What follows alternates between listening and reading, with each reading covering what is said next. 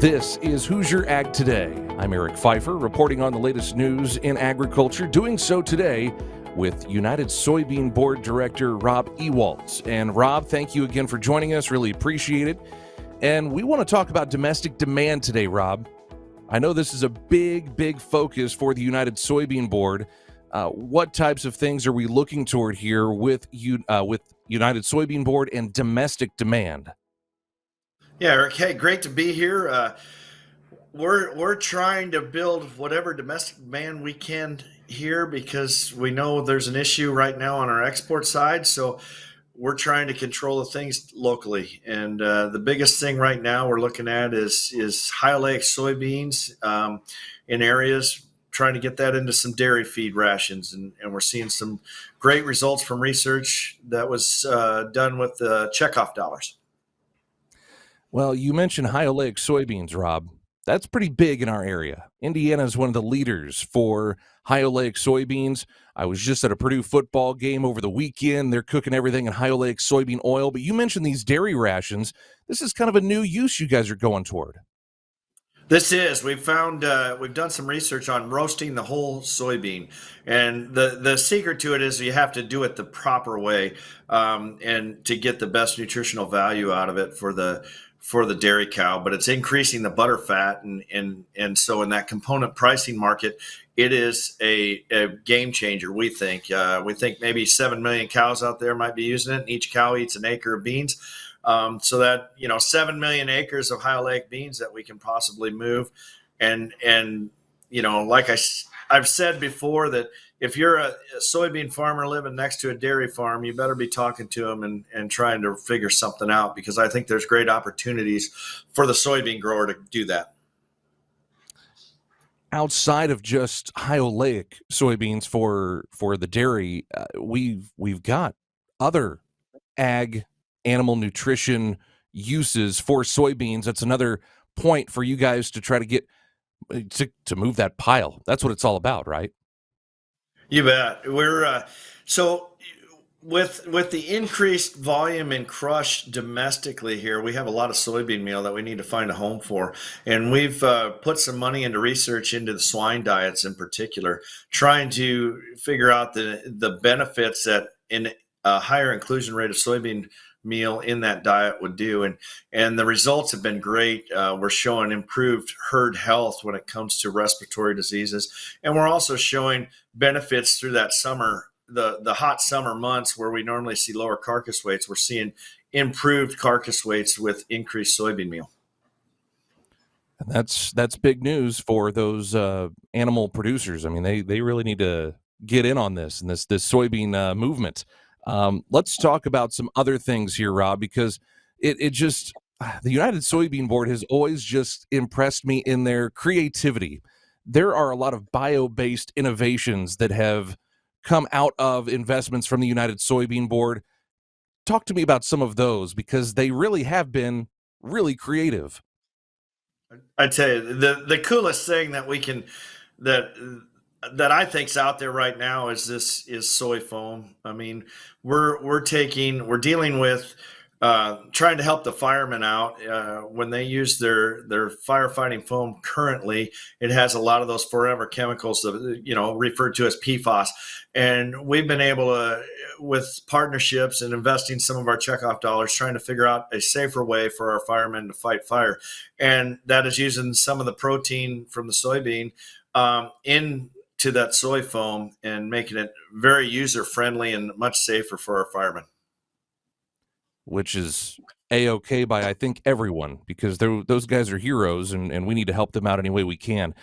Other things, one that's been going on for a while now, Goodyear tires, and then putting some of the Goodyear tire rubber on Skechers shoes, just really creative things. I'm seeing here, talk to me about this bar and chain oil as well. Yes, that was some research that it came out of the state to the east of you, Ohio. They did some research and found some uses for the high oleic oil to go into bar and chain oil. If you go into the stores and you look up, I believe it's DeWalt, you can find some of that soybean oil in those products, and and that's a big thing. Another thing that I just recently learned about is non-flammable hydraulic fluid. On our farms, we're using a lot of hydraulic fluid, and if we can cut down a fire risk by using some of that high oleic oil in that product, and it's another safety thing for the farmer. One of my favorite events here in Indiana that the Indiana Soybean Alliance puts on is the student soybean competition at Purdue University, and they come up with all sorts of new creations for soybeans. It's just really cool stuff. I think soy crayons was one of the big things that came out of that competition years ago. So just really cool stuff. And I'll add here that the USDA says bio-based products industry supports 3.9 million American jobs and contributes $489 billion to the U.S. economy. That's pretty solid, Rob. Oh, it's big. It's big. And the one that we kind of, it came out about 2 years ago, but the other thing is what we're putting into the high oleic oil into reclaimed asphalt. It's been a big boom for the industry and for these smaller communities to be able to asphalt their roads at a lot lower price.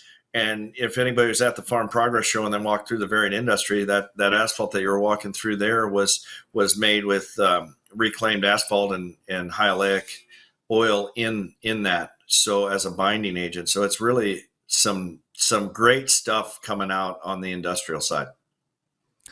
Last one here, Rob. I know that you guys are working hard on export demand as well. Driving domestic demand, moving that pile. A big part of this is exporting it, and that is another big focus of the United Soybean Board. Exports are huge. Nobody can deny that. China is, that's the big one, and it's very challenging right now. But we're trying our best to find other markets as China goes to South America. That's leaving some openings in some other countries that maybe could buy our beans. And we're having great success in North Africa and the Middle East, and some Egypt in particular is really, really picking up in their whole bean market, which is a great thing for the U.S. soybean farmer. And I think that,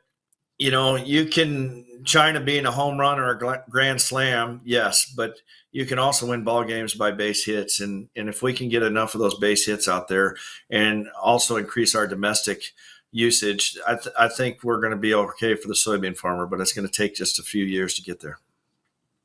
And Rob, again, the investments through the United Soybean Board have been well placed by you and your team, and it's really driving significant value back to the farm. In fact, you guys had a recent study about what each dollar invested does, right?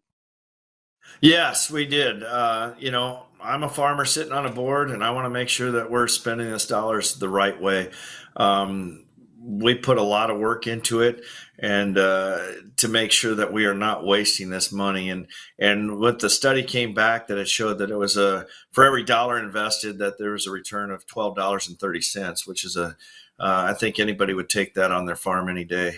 So very proud of that number, and very proud of the work that myself and other directors are doing trying to invest those dollars. Well, soybean farmers across the U.S., thank you for that extra, $12.30 for every dollar they put in there. That's good stuff. You can learn more about the soy checkoff investments driving value back to the farm at unitedsoybean.org. Rob, thank you so much for joining us on Hoosier Ag Today. We certainly appreciate the time. Thank you.